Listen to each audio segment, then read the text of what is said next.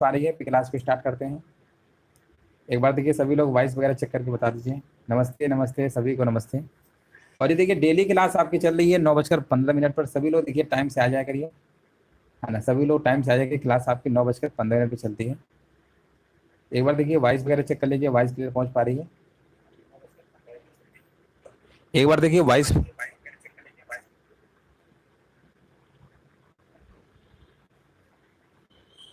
चलिए question number देखिए, पहला नंबर आपसे यहाँ पर पूछा गया है, भारत सरकार ने अपना प्रतीक निम्नलिखित में से किस शासक से लेकर अपनाया?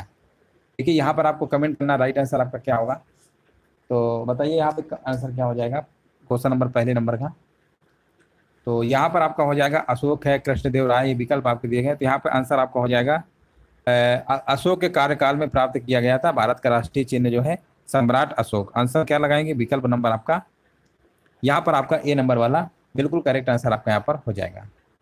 नेक्स्ट प्रश्न बताइए, महाभारत का प्रारंभिक नाम क्या था? देखिए महाभारत का जो पहले इसका नाम क्या था? जय संहिता था। क्या नाम था? जय संहिता। बाद में इसका नाम महाभारत आपका हुआ है। तो इसलिए आंसर आपको क्या लगाना होगा? यहाँ पर बी नंबर आपको लगा देना है। निम्नलिखित में से कौन सा शिलालेख प्रयाग प्रशस्ति के नाम से भी जाना जाता है? तो देखिए ये प्रश्न जो है हमने बहुत बार कराया है, और आपका ये है इलाहाबाद स्तंभ शिलालेख है ना। प्रयाग प्रशस्ति के बारे में आप जानते ही होंगे, इलाहाबाद स्तंभ शिलालेख है। यहाँ पे विकल्प नंबर आपका राइट आंसर आपका हो जाएगा। इलाहाबाद स्तंभ शिलालेख, जिसे हम प्रयाग प्रशस्ति के नाम से भी जानते हैं, याद रखिएगा, आंसर आपका हो जाएगा। हाँ बिल्कुल, देखिए करेक्ट आंसर आपका हो जाएगा। और महरौली का लौह स्तंभ दिल्ली के कुतुब मीनार के निकट स्थित एक विशाल स्तंभ है आपका, और बिल्कुल सही जवाब है। चलिए आगे बढ़ते हैं। यूनानियों को भारत से बाहर किसने निकाला था? यहाँ पर देखिए आपको बताना, यूनानियों को भारत से बाहर जो निकाला था, किसने निकाला था? तो ये निकाला था आपका चंद्रगुप्त मौर्य ने निकाला था। मौर्य वंश के संस्थापक थे आपके चंद्रगुप्त मौर्य। आंसर आपका यहाँ पर बिल्कुल सही जवाब आपका हो जाएगा। नेक्स्ट प्रश्न बताइए, सांख्य दर्शन संप्रदाय की स्थापना किसके द्वारा की गई थी? सांख्य दर्शन संप्रदाय की अगर हम बात करेंगे तो ये की गई थी आपकी कपिल के द्वारा की गई थी। कपिल यहाँ पे क्या होगा? बिल्कुल करेक्ट आंसर आपका यहाँ पर हो जाएगा। सांख्य का शाब्दिक अर्थ होता है संख्या संबंधी या विश्लेषण। संख्या संबंधी या विश्लेषण इसका अर्थ होता है। दूसरे एंग्लो मैसूर, देखिए दूसरा एंग्लो मैसूर युद्ध में गवर्नर जनरल कौन था? आपको बताना है। 6 नंबर का जवाब यहाँ पर क्या होगा? तो देखिए दूसरे आंग्ल मैसूर युद्ध में जो गवर्नर जनरल थे आपके, ये वारेन हेस्टिंग थे। कौन थे आपके? वारेन हेस्टिंग थे। याद रखिएगा, अगर हम आपसे कहें कि बंगाल का पहला गवर्नर जनरल कौन था, तो भी आप यही कहेंगे वारेन हेस्टिंग्स था। और अगर हम कहें बंगाल का पहला गवर्नर कौन था, ठीक है ना, तो वो आपके थे क्या बोलते हैं, रॉबर्ट क्लाइव थे। क्लाइव, ठीक है ना, क्लाइव बताएंगे। अगर बंगाल का पहला गवर्नर पूछता है, अगर गवर्नर जनरल वर्ड लगा देगा, गवर्नर के बाद जनरल, तो आपका वारेन हेस्टिंग्स आपका हो जाएगा बंगाल के। 1757 में प्लासी युद्ध में सिराजुद्दौला के साथ किसने विश्वासघात किया था? देखिए 1757 में प्लासी युद्ध के समय में किया था आपका ये किया था आपका, विकल्प नंबर सी होगा, मीर जाफर। मीर जाफर यहाँ पर क्या होगा? बिल्कुल करेक्ट आंसर आपका यहाँ पर हो जाएगा। हाँ बिल्कुल सही है।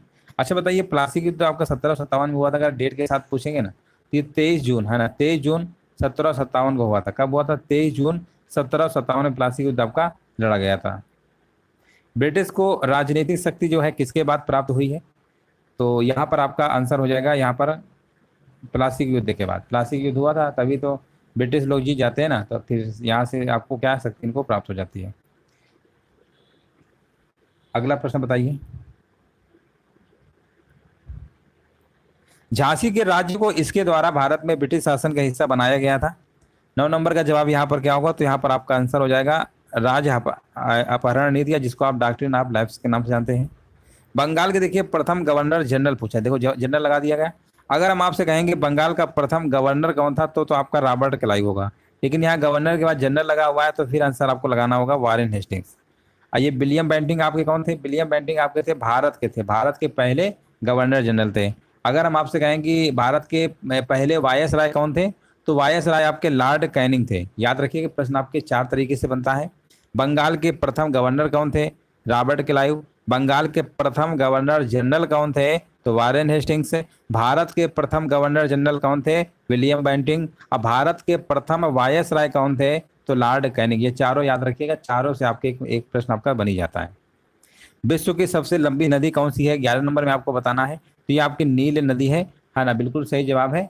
जो उत्तर की ओर बहती है ना, सबसे बड़ी नदी है। इसकी अगर लंबाई की बात करेंगे तो 6,853 किलोमीटर है। कितनी है? 6,853 किलोमीटर है, याद रखिएगा। निम्नलिखित में से विश्व का सबसे बड़ा खनन पत्तन कौन सा है? तो सबसे बड़ा खनन पत्तन की अगर हम बात करेंगे तो ये आपका है हेडलैंड है, ठीक है ना। हेडलैंड विश्व का सबसे बड़ा खनन पत्तन है। हाँ, बहुत बढ़िया, बिल्कुल करेक्ट आंसर दिया गया है। भारत का सबसे सूखा भाग बताइए कौन सा है, क्वेश्चन नंबर 13 में बताना है। तो भारत का सबसे सूखा जो भाग है ये आपका पश्चिमी राजस्थान को ही माना जाता है। आंसर आपका ए नंबर आपका सही होगा। अक्टूबर हीटिंग यानी अक्टूबर गर्मी का प्रमुख कारण क्या है? तो दोस्तों देखिए, अक्टूबर हीटिंग या अक्टूबर गर्मी हम क्या कहते हैं, किसको कहते हैं? होता क्या है, जब टेम्परेचर बढ़ता है, टेम्परेचर बढ़ेगा तो आर्द्रता भी बढ़ जाती है ना। तो यही आपका हो जाएगा, यानी टेम्परेचर के साथ साथ आर्द्रता का बढ़ जाना ही अक्टूबर हीटिंग के नाम से जानते हैं, जिसको आप हिंदी में अक्टूबर गर्मी कहते हैं। तो आंसर क्या लगा देंगे? विकल्प नंबर डी वाला आपको लगा देना है। देखिए, रोशनी नाडार कौन है? तो देखिए, रोशनी नाडार नाडार आपकी क्या है, एक उद्यमी है, क्योंकि पैसे वाली काफ़ी है ये और देश की। और ये रोशनी जो नाडार महिला की अगर हम बात करते हैं तो यहाँ पर आंसर आपका हो जाएगा उद्यमी वाला, आपको लगा देना है। एससीएल जो आपकी कंपनी नहीं है, वो उन्हीं के संस्थापक जो उन्हीं की बेटी है ये रोशनी नाडार। तो इंडस्ट्री से संबंधित आपका हो जाएगा। सीमांत लागत का क्या अभिप्राय है, यहाँ पर आपको बताना है 16 नंबर में। सीमांत लागत का क्या अभिप्राय है? तो यहाँ पर आपका जवाब हो जाएगा उत्पादन का एक अतिरिक्त यूनिट उत्पादित करने की लागत। यहाँ पर देखिए पूछा गया है, एकाधिकार शक्ति की मात्रा को मापना होता है फर्म फर्म के सामान्य लाभ के रूप में, के अधि सामान्य लाभ के रूप में, या के सामान्य और अधि सामान्य दोनों लाभ के रूप में, की विक्रय कीमत के रूप में। 17 नंबर का आपका जवाब यहाँ पर क्या होगा? तो यहाँ पर आपका हो जाएगा के अधि सामान्य लाभ के रूप में। नेक्स्ट प्रश्न बताइए, पूर्ण लागत कीमत निर्धारण के अधीन निम्नलिखित में से किसके द्वारा कीमत निर्धारित की जाती है ना, किसके द्वारा कीमत निर्धारित की जाती है? तो यहाँ पे आंसर आपका हो जाएगा औसत लागत में पड़ता जोड़कर। यहाँ पर आपका 18 नंबर का यहाँ पर जवाब क्या होगा? पड़ता जोड़कर कीमत निर्धारित की जाती है। फर्में जो भुगतान बाहर वालों को और उनकी वस्तुओं और सेवाओं के लिए करती है क्या कहलाते हैं?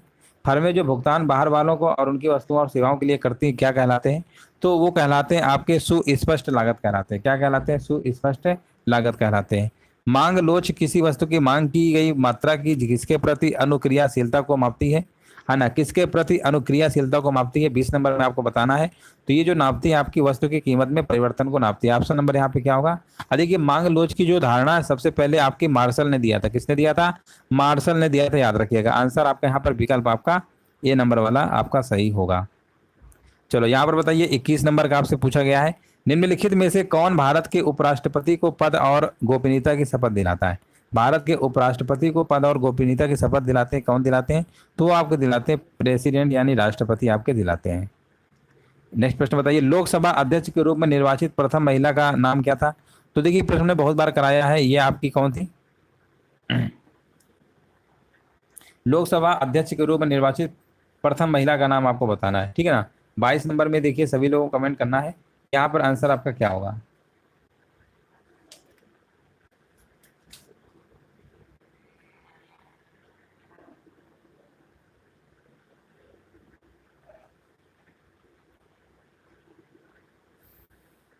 हाँ, यहाँ पर देखिए 22 नंबर का जवाब हमारे पीछे आ चुका है, मीरा कुमार। ठीक है, बिल्कुल सही है। ये आपके 2009 से लेकर, है ना, टाइम पीरियड याद रखिएगा, 2009 से लेकर 14 तक। उस समय आपकी ये 15वीं लोकसभा चल रही थी। कौन चल रही थी? 15वीं, तब ये थी। अब इस समय वर्तमान में चल रही है 17वीं। और 17वीं में लोकसभा के अध्यक्ष कौन है? ओम बिरला है। कौन है? ओम बिरला, याद रखिएगा, ओम बिरला है। आंसर आपके यहाँ पर महिला पूछेगा तो मीरा कुमार आपको लगा देना है। लोकसभा के चुनावों के लिए पात्र होने के लिए न्यूनतम उम्र कितनी चाहिए? तो देखिए, लोकसभा के चुनाव जो लड़े जाते हैं इससे क्या होते हैं? प्रधानमंत्री होते हैं, यानी इसकी उम्र 25 वर्ष होती है। राज्यसभा का अगर सदस्य बनना हो राज्यसभा का तो उसके लिए 30 वर्ष है। पंचायत का अगर सदस्य बनना हो तो उसके लिए 21 वर्ष है। अगर अगर मतदान वोट डालना हो, वोटिंग डालने की उम्र क्या है? 18 वर्ष है। ये सब पॉइंट याद रखिएगा।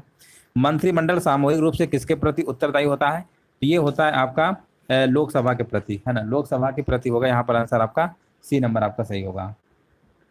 हाउस ऑफ द पीपल को लोकसभा का नाम किस वर्ष दिया गया था? देखिए, प्रश्न बहुत बार बताया गया है। हाउस ऑफ पीपल्स का मतलब आप समझते हैं क्या होता है? हाउस ऑफ पीपल्स का मतलब होता है हाउस ऑफ पीपल, यानी लोगों के रहने का घर, है ना। इसका मतलब क्या होता है? लोगों के क्या कहते हैं? हाँ, लोगों लोगों को घर कहते हैं, लोगों घर, ठीक है ना, लोगों घर कहते हैं। और पहले इसका नाम यही था, हाउस ऑफ द पीपल्स था, लेकिन लोकसभा बाद में आया था। ये आया था आपका 14 मई 1954 को आया था। कब आया था? 14 मई, ठीक है ना, 14 मई 1954 को आता है, याद रखिएगा। और इसके बाद मई के बाद जून जुलाई अगस्त, हाँ, यानी इसका 23 अगस्त को, है ना, 23 अगस्त, यानी डेट आपकी यही है, 1954 ही है। 23 अगस्त 1954 को राज्यसभा का भी नाम बदल दिया जाता है। पहले राज्यसभा को क्या बोलते थे? पहले राज्यसभा को बोला करते थे राज्यों की परिषद बोलते थे। क्या बोलते थे? राज्यों की परिषद बोलते थे। फिर ये राज्यसभा आपका आ गया। और लोकसभा आपका कैसा है? लोकसभा आपका निम्न सदन होता है, और राज्यसभा आपका उच्च सदन होता है। द्विपद यानी बाइनोमियल नाम पद्धति किसने प्रस्तावित किया, है ना? यहाँ पर देखिए आपको बताना, द्विपद यानी बाइनोमियल नाम पद्धति है। यहाँ पर आपको आंसर बताना, 26 नंबर का जवाब क्या होगा? तो यहाँ पर आपका हो जाएगा लीनियस, बिल्कुल सही जवाब है। पृथ्वी की सतह से फायर किए गए प्रक्षेप की गति के दौरान यहाँ पर क्या होगा? उसका जो वेग है, उसका वेग क्षैतिज घटक क्या होगा? उसके वेग का क्षैतिज घटक स्थिर रहता है, ठीक है ना। अगर पृथ्वी की सतह से फायर किए गए प्रक्षेप की गति के दौरान उसके वेग का क्षैतिज घटक क्या रहता है? स्थिर रहता है। 27 नंबर का आपका डी नंबर बिल्कुल करेक्ट आंसर आपका यहाँ पर होगा। चलिए यहाँ पर बताइए, किसी तत्व के समस्थानिकों के बीच अंतर किसी भिन्न संख्या की उपस्थिति के कारण होता है। किसी तत्व के समस्थानिकों के बीच अंतर किसकी भिन्न संख्या की उपस्थिति के कारण होता है? तो 28 नंबर का आपका हो जाएगा न्यूट्रॉन। 28 नंबर का भी होगा। न्यूट्रॉन की भिन्न संख्या की उपस्थिति के कारण होता है। और परमाणु संख्या क्या होती है? इसमें समान होती है। निम्नलिखित में से किसको 1 बिलियन के रूप में वर्गीकृत किया जा सकता है? बताइए 29 का जवाब क्या होगा? तो ये आपका समुद्री जल को हम क्या कर सकते हैं? 1 बिलियन के रूप में वर्गीकृत कर सकते हैं। स्तनधारियों के रक्त में सबसे बड़ी कोशिकाएं कौन सी होती हैं, है ना? स्तनधारियों के रक्त में सबसे बड़ी कोशिकाएं कौन सी होती है? 30 नंबर। तो ये आपकी होती है मोनोसाइट्स होती है। बिल्कुल देखिए सही जवाब दिया गया है। सम्मुख शब्द का विलोम बताइए क्या होगा, है ना? तो सम्मुख का यहाँ पर विमुख हो जाएगा, है ना। यहाँ पर 36 नंबर क्या होगा? पहला ही विकल्प आपका यहाँ पे राइट आंसर आपका हो जाएगा। सम्मुख का विलोम क्या होता है? हाँ बिल्कुल, देखिए सम्मुख का विमुख होता है, ठीक है ना। तो यहाँ पर विमुख वाला आपको लगा देना है। नम का पर्यायवाची इनमें से कौन सा नहीं है? तो देखिए नम के पर्यायवाची आपके होते हैं गीला हो गया, तर हो गया, भीगा हो गया, है ना, आर्द्र हो गया, ये सब हो गए। तो 37 नंबर का आपका डी नंबर, यहाँ पर आर्द्र नहीं होगा, आर्द्र होता है आपका। रिजु का विलोम क्या होता है? तो रिजु का देखिए विलोम आपका हो जाएगा कर्व। ये सीधी होता है, ये कर्व हो जाएगा ऑप्शन नंबर डी। सावन हरे न भादव सूखे, इस लोकोक्ति क्या मतलब होता है? इसका मतलब यही होता है एक ही दशा में होना, है ना। सदा, यहाँ पर क्या होगा? सदा एक ही दशा। 39 नंबर का डी नंबर आपका सही होगा। शुद्ध शब्द देखिए यहाँ पर छाटना है, वर्तनी से प्रश्न आपका लिया गया है। और आपको बताना है अभ्यस्त कैसे लिखते हैं। अभ्यस्त जो लिखा जाता है वो कैसे लिखा जाता है, कमेंट करके बताइए। तो अभ्यस्त जो आपका लिखा जाता है वो ऑप्शन नंबर सी के जैसे लिखते हैं, जैसे सी लिखा हुआ है इसी तरीके से आपका ये लिखा जाता है। चलो अगला प्रश्न बताइए। यहाँ से हमारे प्रश्न करंट अफेयर्स की स्टार्ट है ना। यहाँ पर बताइए, पूछा गया केंद्रीय बजट 2023-24 के अंतर्गत घोषित सप्तऋषि में शामिल हैं। सप्तऋषि में शामिल है, यहाँ पर आपको बताना है। तो इसमें आपके शामिल हैं समावेशी विकास, अवसंरचना, निवेश, रीचिंग लास्ट माइल, यानी यहाँ पर उपर्युक्त सभी वाला आपका बिल्कुल करेक्ट आंसर आपका यहाँ पर हो जाएगा। चलिए अगला प्रश्न बताइए। वित्त वर्ष 2023-24 के लिए कुल कितनी धनराशि का अनुमानित बजट पेश किया गया है? 52 नंबर का आपका जवाब यहाँ पर क्या होगा बताइए। और ये आपका हो जाएगा, यहाँ पर आपका आंसर है, यहाँ पर विकल्प नंबर सी है, ठीक है ना। विकल्प नंबर आपका सी यहाँ पे क्या होगा? राइट आंसर आपका हो जाएगा 45,03,097 करोड़ रुपए। ऑप्शन नंबर यहाँ पे सी आपका सही होगा। आर्थिक सर्वेक्षण 2022-23 के अनुसार वित्तीय वर्ष 2023-24 में भारत की जीडीपी विकास दर वास्तविक आधार पर कितने प्रतिशत रहने का अनुमान है? कितने प्रतिशत रहने का अनुमान है आपको बताना है। लिखा है 4.8%, 5.6%, 6.5% या 7.9%। यहाँ पे बताइए क्वेश्चन नंबर 53 का जवाब यहाँ पर क्या होगा। और 53 का जवाब यहाँ पर हमारे बीच आ चुका है, कह रहे हैं यहाँ पर आपका 6.5%। तुमने बता ही चुके हैं, इसके पहले भी करा चुके हैं। वायुसेना के दो लड़ाकू विमान सुखोई MKI-30 और मिराज 2000 नियमित प्रशिक्षण के दौरान किस स्थान पर 28 जनवरी 2023 को दुर्घटनाग्रस्त हो गए थे आपके? तो ये आपके हो गए थे मुरैना। मुरैना कहाँ पे पड़ता है? ये मध्य प्रदेश में पड़ता है। आंसर आपका यहाँ पर विकल्प आपका बी नंबर वाला सही होगा। निम्नलिखित में से किस महिला टेनिस खिलाड़ी ने ऑस्ट्रेलियन ओपन 2023 का महिला एकल वर्ग का खिताब जीता है? यहाँ पर देखिए आपको बताना है किस महिला टेनिस खिलाड़ी ने ऑस्ट्रेलियन ओपन 2023 का महिला एकल वर्ग खिताब जीता है। तो उनका नाम है आपका अरीना सबालेंका। याद रखिएगा बेलारूस की टेनिस खिलाड़ी हैं, उनका नाम क्या है? अरीना सबालेंका है, जिन्होंने कजाकिस्तान की खिलाड़ी को हराया। याद रखिएगा, आंसर आपका यहाँ पर ए नंबर आपका सही होगा। अगला प्रश्न है, सर्बियाई टेनिस खिलाड़ी नोवाक जोकोविच, ये सर्बिया के देश के हैं, नोवाक जोकोविच ने किस टेनिस खिलाड़ी को हराकर ऑस्ट्रेलियन ओपन 2023 का पुरुष एकल वर्ग खिताब 29 जनवरी 2023 को जीता है? पुरुष एकल वर्ग का खिताब ऑस्ट्रेलियन ओपन 2023 में आपको बताना है। और ये सर्बिया के हैं नोवाक जोकोविच, जिन्होंने इन्होंने ऑस्ट्रेलियन ओपन का पुरस्कार जीता है, सर्बिया के खिलाड़ी नोवाक जोकोविच। तो 56 का आंसर आपका यहाँ पर हो जाएगा, स्टेफानोस सितसिपास को हराया है। याद रखिएगा, विकल्प आपका यहाँ पर ये ग्रीस देश के थे। कौन से देश के थे? ग्रीस के थे, जिन्हें हराया गया है। प्रधानमंत्री मोदी ने किस स्थान पर इंडिया एनर्जी वीक 2023 का उद्घाटन 6 फरवरी 2023 को किया है? तो ये किया है आपका बेंगलुरु में किया है, कर्नाटक की राजधानी में किया है। और यहाँ पर बताइए, निम्नलिखित में से किसके द्वारा यात्रियों के लिए व्हाट्सएप फूड डिलीवरी सुविधा जो है 2023 में शुरू किया गया है? 58 नंबर बताइए। तो ये आपका शुरू किया गया इंडियन रेलवे के द्वारा। ऑप्शन नंबर आपका ए नंबर सही है। केंद्रीय शिक्षा मंत्री धर्मेंद्र प्रधान ने 6 फरवरी 2023 को कौन सा पोर्टल आपका लॉन्च किया? बताइए कौन सा पोर्टल लॉन्च किया है? तो इस पोर्टल का नाम है आपका युवा संगम। कौन सा है? युवा संगम पोर्टल का नाम है। यहाँ पर बताइए, दिविसा हर्बल्स प्राइवेट लिमिटेड के द्वारा यहाँ पर बताइए लोकप्रिय उत्पाद डॉक्टर आर्थो का नया ब्रांड एम्बेसडर किस बॉलीवुड अभिनेता को फरवरी 2023 में आपका बनाया गया है? तो वो आपके बनाए गए हैं अजय देवगन। कौन है भैया? अजय देवगन यहाँ पे बिल्कुल करेक्ट आंसर आपका यहाँ पर होगा। भारत का पड़ोसी देश जो है बांग्लादेश, जो आपका है, ये किस वर्ष अस्तित्व में आया था? आपको बताना है। भारत का पड़ोसी देश बांग्लादेश किस वर्ष अस्तित्व में आया? यहाँ पर देखिए 61 नंबर का आपको जवाब देना है। तो ये आपका आया था 1971 में आया था। 61 नंबर का सी नंबर। पाकिस्तान का विभाजन होकर बांग्लादेश का निर्माण जो है 1971 में आपका होता है। यहाँ पर देखिए, बताइए इनमें से कौन सा सुमेलित युग में आपका नहीं है ना? सुमेलित युग में नहीं, आपको बताना है। देखिए रूस की राजधानी आप लोग जानते ही हैं। रूस की राजधानी क्या है? मॉस्को है। फिनलैंड की क्या? हेलसिंकी है ना? कौन सा सुमेलित नहीं है? 62 नंबर में आपको कमेंट करना है। देखिए स्वीडन की राजधानी क्या? स्वीडन की राजधानी आपकी स्टॉकहोम है। कौन सी है? स्टॉकहोम है। और ये आप देश का नाम पहली बार थोड़ा सुन रहे होंगे, बहुत बार बताया आपको।